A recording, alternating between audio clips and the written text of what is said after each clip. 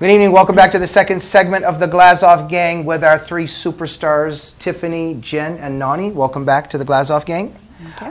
You know, the intermission should have been filmed because some of the things we were saying about Anthony Weiner, and before we move on to Rolling Stone and Johar Tsarnaev, we got to bring this up. So please briefly, but let's bring up these themes. Nonie, you were saying that there's, and Tiffany, maybe you started it, there's a possibility that Anthony Weiner converted to Islam secretly and therefore became very repressed, as most Muslims are in Islamic culture sexually, and so it makes sense that he's sending pictures of his wiener to strangers. You crack the code. Okay, just a sec. No, am I onto something here, Nonie? I can't delve too much about that, but something is, first of all, he must have converted to Islam. So you think he converted? For sure, and the Muslim marriage contract does not tell the husband to be faithful to his wife. But he became repressed. Maybe sexually repressed. His wife was traveling a lot. I don't know, but that's not. I mean, if he had cheated on his wife and fell in love with another woman, that's a different story. But he's acting juvenile. He's acting like a teenager. No, we got this. We got this. Why I wanted to expand a little bit on some of these themes. So, Tiffany, give us this theory a little bit here. If there was a conversion, more repression, give us a theory. Right, a lot of self-loathing and sexual acts are evil, but it's okay if we take them out in the most unusual ways. For anyone who's read your article on Boys of the Taliban and sexual repression and perversion in Islam, we were just joking that perhaps that's what's at play here. No, well, absolutely. I mean, in the Taliban, I mean, God forbid you see a woman's ankle, but it's okay to rape a 12-year-old boy. I mean, it's just pathological. Exactly. But if Anthony Weiner has converted into this culture, maybe the sexting is making sense in some way. Jen, the final psychological interpretation and theorizing goes to you. I mean, basically, I think it's interesting. It's just another dynamic. Yeah. And I think that's very, very, very feasible that that's adds to. I don't think it would be just the reason, because there's all kinds of issues with Weiner, obviously. Okay, before we move on, normal, abnormal, Anthony Weiner. Abnormal. Abnormal? Abnormal, yes. Abnormal. 3 votes for abnormal. Yeah. Don't try what he does at home, ladies and gentlemen. We move on to the Rolling Stone with Johar Tsarnaev on the front cover, trying to humanize him and how he fell into all this and understanding his perspective. And I just thought it was grotesque. I think that a victim of those killers and jihadists should have been put on the front cover of Rolling Stone. But I will say this makes complete sense. As somebody that studies the leftist romance with jihad and with communism, makes complete sense that they're trying to humanize this guy instead of demonizing him. Let's talk a little bit about this. Jen, let's begin with you. What do you make of the Rolling Stone trying to humanize this killer and jihadist? I was incredibly offended, like a lot of people were. I mean, Rolling Stone is known to be, I mean, obviously it's music-related, pop culture, that kind of a thing. So to put this terrorist, this killer on, like he's a rock god, that's, I mean, they glamorized him automatically. Regardless, most people aren't going to even read the article. They give him power. And I think it's sort of like you take a villain and you make it like, it's almost romanticizing in a sense. Yeah. Jen, absolutely. Robert Spencer made this point at Jihad Watch, and he's absolutely right. When I read the article, I was very surprised. The things that they dropped without even knowing it, they keep referring to Islam. How he dropped into Islam, how he dropped into Islam. But they don't realize that they're doing it because they're trying to humanize him. But for the people in the know, it's like, okay, so he dropped into Islam. What are you really saying? They don't conclude, but they're actually saying it. Yeah. It wasn't the rap music. It wasn't the boxing. Right. And so within that article, they actually conceded without knowing it that Islam is a problem. Tiffany? Well, I think even if the article gives fair points and fair mention to Islam, a picture is worth 1,000 words. And I think that there's 2 things at play. The media is known for doing whatever will drive ratings, whatever will sell magazines. And unfortunately, I mean, and I'm sorry to use this kind of language, I look at Rolling Stone as a whore publication who didn't care about the deaths of all of these innocent people and decided to lionize a killer and make him into this cute, cherubic little pop star in the likeness of Jim Morrison. Because they knew it's controversial. It was going. They're not stupid. They obviously know that it was going to cause a stir, and perhaps sell more magazines. So I think on a very cynical side, that was part of it. Tiffany, and then on an ideological one side. second. I agree with you to a certain extent. However, you were just about to say the ideological side. They would never do this for a right-wing killer or murderer. Well, of and I'm not course. saying that they should. But they wouldn't do the same to Timothy McVeigh. And I'm not saying they should, but the ideology is in there. These aren't just money makers. It's leftists, but yes, and Exactly. hypocritically making money when in fact Hypocritically. they're pretending that they Right. don't care. Because they'll make Michelle Bachmann look like a savage alien creature from another planet who's really frightful to look at. So I completely agree with you. I think there's two things. I think there's the monetary side of things, and I think there's the ideological side that does look. I mean, look, they still put Che Guevara on a T-shirt and wear it around town Absolutely. and think that it's a great fashion statement. Thank you, Tiffany. Well, here we have the left for you. Glamorizing a jihadist and trying to make money at the same time where they believe that they're selfless and believe in redistribution of wealth. Nonie, what do you make of this? I was especially hurt to see that picture because I come from a culture in the Middle East where jihadists and terrorists are idealized in all newspapers. They are called heroes. They are put on a pedestal. And to see this on an American paper just scared the hell out of me. It's just I don't think it was just only to sell newspapers, because if they really just want to sell newspapers, there's a lot of things they could do. Yeah. But I think it's more than that. It's a dark side of liberalism that's starting to embrace Islam and jihad, and that's what scares me a lot. It's shameful because U.S. media finally is catching up with Arab media, I guess.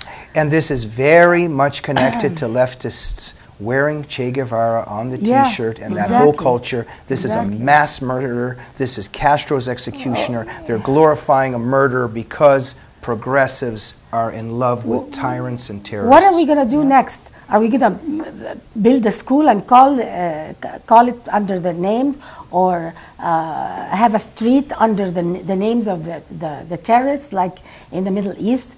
I mean, where are we heading with this? How dare they put his picture with this It's a glamour shot of like a rock star, and to portray they portrayed him also as a victim. Oh, if it was his upbringing, and it's almost like he's a Muslim, but how did he become a radical? Jihad is part of Islam. It's not like it's an alien ideology to Islam. Jihad is Islam, Islam is jihad, and if he calls himself a Muslim, he will be seduced to do jihad, especially if he takes his religion seriously. Thank you, Nonie. And once again, how incredible that in that whole article they do not mention once any Quranic verses. They do not mention the misogyny in Islam. They mention in passing how both sisters simply disappeared into forced marriages at one point. Not even a word about this. It's just in passing, like somebody ate ice cream. Yeah, they just shipped the daughters off to get married. And are you going to say something about this? How about if we were writing about Nazis, that just a few Jews disappeared in the gas chambers? But it's just incredible the heartlessness and indifference and apathy with which people's suffering is described in Islam. Before we move on to our next subject, Jen, I saw your eyes sparkling with some wisdom. Well, no, I mean, it really, it's so ridiculous. It's just incredibly disgusting that they would do this. I mean, there's no rationale, no justification, no excuse, no anything. There's no dancing around it, and it's going way beyond the politically incorrect. But Jen, wait. If there is a rationale, and we know, as you do, the liberal left very well, you know that they do have that rationale. I right? know, but the the psychological breakdown of it, I mean, we can go on for days about why they get to that point. Yeah. But it almost proves it by, Of like course. we said, here he is, and well, if it wasn't for his parents, and all of these excuses and the rationale that they give. Well then okay, yeah. So that someone reading it that has a liberal mentality would more or less kind of, because they're already indoctrinated, be okay with it. Yes, but Jen, now, what's happening, what Rolling Stone is doing for Johar Tsarnaev is the same thing that's happening in the White House, with Obama sobbing and weeping that an Islamist tyrant was thrown out of power in Egypt and trying to get him back into power. Right. It's all the leftist romance with jihad. Let us move on to the outrage in some communities of the verdict of Zimmerman and the whole Trayvon Martin tragedy. And we know that there's some race hustlers are busy doing what they're doing. African rap star and R&B singer Akon has made the announcement that African Americans should now move back to Africa. And what kind of made me very interested is, they better watch out for going to Mauritania or Southern Sudan before the Islamic Arabs kidnap them and force them into slavery. They better watch out for a lot of things that are going on in Africa, because I'm not so sure that that's a paradise there and that American blacks will do very well or be very welcome. Tiffany, what are some of your thoughts on that? Well, I just, I love the limousine liberals. Akon is living in a $2.5 million, McMansion in Atlanta or wherever he lives, and I don't see him moving there. So, I mean, they're always very quick to tell people what to do, and I think he should team up with Jesse Jackson, because Jesse Jackson was saying that the UN should investigate the Zimmerman case, and Cuba should investigate, and let them all go to Cuba and Venezuela and Africa and all of these wonderful places. But as it so turns out, we have, I think, more immigrants coming from Africa than almost any other country right now, and I think they want to come here for a reason. So. It's incredible, the hypocrisy, though, and the ignorance, because he's living in America, he's a millionaire now, he was able to, to participate in the system of free enterprise in the music industry and become wealthy, and now he's telling other blacks to move back to Africa. And I mean, what do we want to talk about? Maybe the Hutu and the Tutsis killing each other in the tens of thousands? Should they get involved in that particular tribal conflict, whether it's past or present, etc.? Nonie, what did you think about his statement and what it represents? Well, race is a very sensitive issue, not only in America, everywhere in the world, Everybody is very sensitive about their race, but no one really is married to the country they're born in. I was born in Egypt. You were born in Russia. And we didn't like it there, and we left. So I would never, if I feel that I'm treated bad by the country I'm living in, even if I was born in it, frankly, I will leave. I'll find another place that can treat me normal. But I think, let's face it, something is very wrong in America when it comes to race. And I wrote an article from the point of view of an immigrant who came to this country and seeing this racist, thing that's constant in America. And it's racism exists in every country, in every race. This is not something that only white people have. And this is, in Egypt, most people look the same, but northern Egypt makes fun of southern Egypt. Right. And I'm sure in every country there is a group of people who are, are joked against. Yeah. So I think race in America has become really fake, and it's becoming fake outrage. I don't see the outrage over Zimmerman really true. I think it's very fake, and it has an agenda behind it, either to make Obama scandals. Yeah, absolutely. So I think this Zimmerman thing is just all fake. Okay, Jen?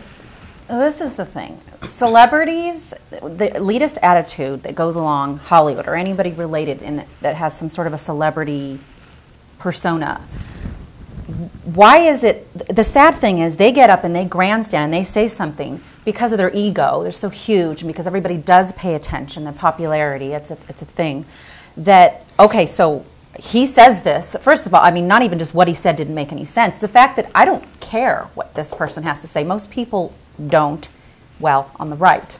I mean, I think liberals do because they hold so much power, unfortunately. I mean, anybody in the celebrity bubble, so to speak. So it's very, Jen, you're making a very interesting point. It's very interesting that in this among celebrities, when they make a statement, let's say Matt Damon says something on Brad Pitt, liberals are much more interested and excited than conservatives. Of course. Could you tell us why? Yeah, yes, because they're, it's sort of like they're put on this pedestal, and because of the whole the way a liberal thinks, generally speaking, is that, oh, well, that's what they pay attention to more, to be honest. They don't pay attention to the news and things that matter. So people that sing or bounce a ball around or whatever it is they do, act, and they're on the big screen, they hold more weight to them. So somebody gets up and speaks on stage and says anything, then they don't even really realize it because they're already indoctrinated. They take it for the word. Jen, it's incredible that you know, you're making a very powerful point to me, because back in the day I would be walking out of a movie with some liberals, and let's say in the movie the CIA killed this person, and they would be walking out of the movie going, well, see, I told you what the CIA does. And it's like, this is a movie. Go read a book. Go read something by Thomas Sowell or David Horowitz if you want to know about the truth. It's asking too much. Thank you so much, Jen, for that powerful point. We have run out of time, but please, we have 20 seconds each. Please, only 20 seconds. Tiffany, what is on your mind when you worry about this country and our struggle for freedom lately? I think it's just the decay of society in general, and I don't want to sound like a preachy person or puritanical in any way, but I think that there is a certain moral decay that we're seeing just in terms of, as you said, people looking to educate themselves rather than just latch onto the groupthink, or if it's an overall dumbing down of society that doesn't care that an Anthony Weiner is texting pictures of himself on Facebook and they're still going to elect him. The same type of people who, you know, re-elected Bill Clinton. I'm not saying that you can't effectively do your job and potentially be sexual deviant, but I do think that there's something wrong with a society that rewards people like that. I love the press conference, the way that he's standing like this shamed schoolboy, but you could just tell that he so doesn't care about what he's done. Very quickly, please, because we're out of time. Nonie? Yeah, I think the racism accusations that's flying around all over America is really a shaming tool to not discuss the real issues and to just control and to claim superiority. Some say, like the actors you were talking about, they want to show that they're so above it and they're so superior. So what they do is they want to shame America, and this kind of shaming is a way of life in the Middle East. And I hate to see this method of trying to change the country through shaming. It's really sad. Thank you so much, Nonie. Jen, briefly, last word goes to you. Yeah, I mean, really, we all know what's been happening. The leftists, they've been taking over. I mean, along with, it's like Muslim leftist, same thing, right? So it's a perfect marriage. So it's been going on. It was planned even beforehand, and they're just taking more and more and more and more. And America is just... And we are giving more and more. Back in the day when the fellow travelers went to the Soviet Union, some of them said to the KGB, you deceived us, and the KGB said, you wanted to be deceived. Tiffany, Jen, Nonie, pleasure, privilege, honor to have you on the Glazov gang. Thank you. Thank you. Thank you. Thank you. We will see you next week.